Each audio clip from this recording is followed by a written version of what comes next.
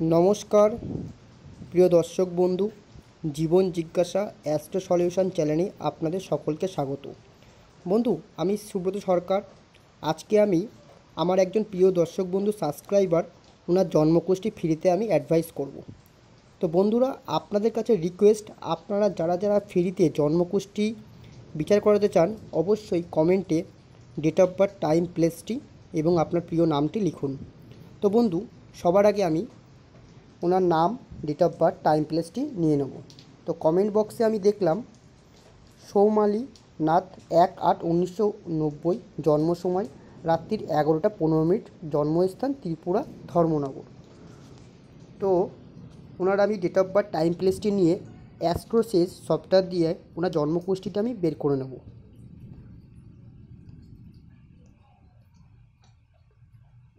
ওনার নাম দিয়ে দিয়েছি। ওনার 1 আগস্ট 1990, রাত্রির 11টা 15, আগরতলা ত্রিপুরা। গেট হরোস্কোপ করে নিলাম। এবার সবার প্রথমে দেখব মুন কোথায় লেখা আছে, অর্থাৎ রাশি ওনার কি। মুন লেখা আছে 8 নম্বর রাশিতে, অর্থাৎ ওনার রাশি হলো বৃশ্চিক রাশি এবং লগ্ন স্থান ফার্স্ট হাউসে লেখা আছে মঙ্গল লেখা, 1 নম্বর সংখ্যা লেখা আছে, অর্থাৎ মেষ লগ্ন বৃশ্চিক রাশি। মেষ লগ্ন এবং বৃশ্চিক রাশি হওয়ায় উনি একটু রাগী, জেদি, ক্রোধী, তেজি, একটু ধৈর্যহীন, পরাক্রমী, সাহসী, আত্মবল, সেলফ কনফিডেন্স, ঊর্জাবান, ধৈর্যবান সব কিছু থাকবে।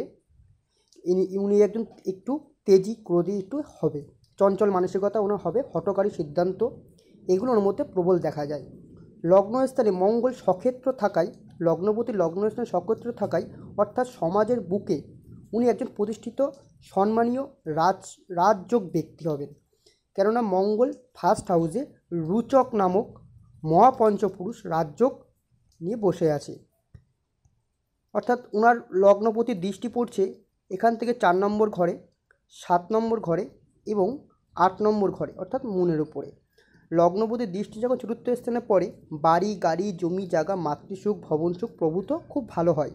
এবং 7 নম্বর ঘরে দৃষ্টি থাকায় লগ্নপতির বিবাহ সুখ অত্যন্ত ভালো হবে। এবং 8 নম্বর ঘরে দৃষ্টি থাকায় ওনার হিডেন সেন্স, গুপ্ত জ্ঞান, গুপ্ত বিদ্যার রিসার্চ, যে কোনো আউট সেন্স, আউট নলেজ এইগুলো ওনার মধ্যে প্রবল দেখা যায়। এবার দেখব দ্বিতীয় স্থান, অর্থাৎ সেকেন্ড হাউস, যেখান থেকে আমরা পরিবার, ধন, ব্যাংক ব্যালেন্স বিচার করে থাকি। সেই স্থানের লর্ড হচ্ছে শুক্র। শুক্র বসে আছে থার্ড হাউসে এবং শুক্র থার্ড হাউসে থাকলে পরে ওনার অর্থ সংকট দেখাবে, কেননা শুক্র এখান থেকে দ্বিতীয় স্থানে বসে আছে থার্ড হাউস, 8th হাউস থেকে 8th হাউস হওয়ায় অর্থ সংকট প্রবল পরিমাণে দেখাচ্ছে। এবং এবার দেখব 4 নম্বর ঘর, অর্থাৎ চতুর্থ স্থান থেকে মাতৃভবন, মাতা সুখ, বাড়ি, গাড়ি, জমি জায়গা এবং মনের সুখ, সেখানে বসে আছেন সূর্যদেব পঞ্চমপতি হয়ে এবং বৃহস্পতি ভাগ্যপতি হয়ে এবং 12 নম্বর অধিপতি হয়ে, অর্থাৎ বৃহস্পতি এখানে সক্ষেত্র উচ্চস্থ আছে। বাড়ি, গাড়ি, জমি জায়গা, প্রপার্টি, সুখ 100% ওনার হবে এবং সমাজের বুকে উনি প্রতিষ্ঠিত ব্যক্তি হবেন। সূর্য বৃহস্পতির যোগ রাজযোগ, অর্থাৎ সরকারি চাকরি, গভর্নমেন্ট জব উনি চেষ্টা করতেন, ওনার জন্য খুব ভালো, অথবা প্রাইভেট কোম্পানির জবও ওনার জন্য খুব ভালো। এবার দেখাচ্ছে বৃহস্পতি রবিযুক্ত, অর্থাৎ রাজনীতিক ক্ষেত্রে উনি যদি প্রবেশ করেন বা ওখানে যদি যুক্ত থাকেন, ওনার জন্য সম্মানদায়ক একটা জায়গা তুলে দেবে এবং উনি ভালো জায়গায় পৌঁছাতে পারবেন। রাজনীতির ক্ষেত্রে খুব ভালো। শিক্ষক যোগ, বৃহস্পতি রবি যোগ হচ্ছে শিক্ষক যোগ, অর্থাৎ টিচার লাইন ওনার জন্য, এডুকেশন লাইন খুব ভালো ছিল। উনি যদি মনে করতেন টিচার এডুকেশন নিয়ে পড়াশোনা করবেন, মানে চাকরি করবেন বা কোনো এরপরে কোনো কর্মশীল জীবন যাপন করবেন, ওনার জন্য এটা খুব ভালো যোগ। এবার দেখব বন্ধুরা 4 নম্বর ঘরের মালিককে। 4 নম্বর ঘরের মালিক হচ্ছে মুন, বসে আছে অষ্টম স্থানে, অর্থাৎ এটা খুব নেগেটিভ যুগ। 4th হাউসের লর্ড 8th হাউসে নিচস্থ, অর্থাৎ মনের সুখ, মাতৃসুখ, ভবন সুখ ওনার জন্য প্রবল পরিমাণে দেখায়, কিন্তু সেটা পেতে বা হতে প্রবল সমস্যা, কেননা 4th হাউসের লর্ড 8th হাউসে গিয়ে নিচস্থ থাকায় ওনার জীবনে সমস্যা হবে। তারপরে গিয়ে পরবর্তী স্টেপে গিয়ে ওনার বাড়ি, গাড়ি, জমি জায়গা, মাতৃসুখ, ভবন সুখ, প্রভূত মনের সুখ সব কিছুই হবে, কিন্তু মাকে নিয়ে ওনার প্রবলেম হবে, চেস্ট রিলেটেড সমস্যা হতে পারে। 4th হাউসে কেতু আছে এবং 4th হাউসের লর্ড 8th হাউসে থাকায় মা, মাতৃসুখ, ভবন সুখ, বাড়ি গাড়ি, জমি জায়গা এবং চেস্ট রিলেটেড প্রবলেম নিয়ে সমস্যা হবে। তারপরে পরবর্তী গিয়ে ওনার জীবনে খুব ভালো হবে, কেননা বৃহস্পতি উচ্চস্থ আছে, মঙ্গলের দৃষ্টি পড়েছে, লগ্নের দৃষ্টি, পঞ্চমপতি চতুর্থ স্থানে, সমস্ত কিছু হবে, কিন্তু সমস্যা কাটার পরে গিয়ে হবে দেখাচ্ছে। এবার দেখব পঞ্চম স্থান। পঞ্চম স্থানে বসে আছে ষষ্ঠপতি, অর্থাৎ আর বসে আছে তৃতীয় স্থানের অধিপতি, অর্থাৎ পঞ্চম স্থান থেকে আমরা শিক্ষা, জ্ঞান, বুদ্ধি, সন্তান, প্রেম, ভালোবাসা প্রভৃতি বিচার করে থাকি। পঞ্চম স্থানে ষষ্ঠপতি থাকায় এডুকেশন পরিপূর্ণতা, সফলতা দেখায় না, সন্তান নিয়ে সমস্যা দেখায়, প্রেম ভালোবাসা নিয়ে সমস্যা দেখায়। কিন্তু বুধ ওখানে মিত্র রাশি থাকায় পরবর্তী স্টেপে গিয়ে প্রেম, ভালোবাসা, সন্তান প্রভূত দিক থেকে সফলতা দেখাচ্ছে। এবং পঞ্চমের অধিপতি চতুর্থ স্থানে থাকায় সমস্ত কিছুই ভালো হবে, কিন্তু ষষ্ঠের ফল ভোগ করার পরে, অর্থাৎ সমস্যা হওয়ার পরে গিয়ে। এবার দেখব বন্ধুরা আমরা সপ্তম স্থান। সপ্তম স্থান থেকে আমরা বিবাহ জীবন বিচার করে থাকি। সপ্তম স্থানের অধিপতি থার্ড হাউসে আছে এবং উনি জন্মলগ্ন অনুযায়ী মঙ্গল থাকায় উনি মাঙ্গলিক, অর্থাৎ বিবাহ জীবন নিয়ে ওনার কম বেশি সমস্যা দেখাচ্ছে, কেননা সপ্তমের মালিক তৃতীয় স্থানে থাকায় অষ্টম টু অষ্টম বিবাহ জীবনে সমস্যা, মাঙ্গলিক যোগ, একটা বিয়ে হয়ে কেটে যেতে পারে, প্রেম ভালোবাসা হয়ে একটা বঞ্চিত হতে পারে জীবন থেকে, স্বামীর নিয়ে সমস্যা হতে পারে, এটা দেখাচ্ছে। এবং অষ্টমে চন্দ্র নিচস্থ থাকায় ডিপ্রেশন যোগ দেখাচ্ছে, মনে কষ্টর যোগ দেখাচ্ছে, ডিপ্রেশন যোগ। ওনার জীবনে দেখুন রাজযোগ আছে, বৃহস্পতি সূর্য যোগ, রাজযোগ, অর্থাৎ মাতৃসুখ, ভবন সুখ, মনের সুখ, মানে সমস্ত রাজসিক সুখ সব কিছুই পাবে। মঙ্গল উচ্চস্থ, সক্ষেত্র বসে আছে, সব কিছুই পাবে। কিন্তু এই যে নেগেটিভ যোগ, চন্দ্র অষ্টমে আছে এবং সেভেন্থ হাউসের লর্ড থার্ড হাউসে আছে, যেটা দেখতে পাচ্ছেন শুক্র, এবং ফার্স্ট হাউসে মঙ্গলের দৃষ্টি সেভেন্থ হাউসের উপরে, অর্থাৎ সমস্যা আছে, সমস্যা কাটার পরে গিয়ে ওনার জীবনে সুখ ভোগ দেখাচ্ছে। এবার দেখো ভাগ্যস্থান, ওনার ভাগ্যস্থান কেমন আছে।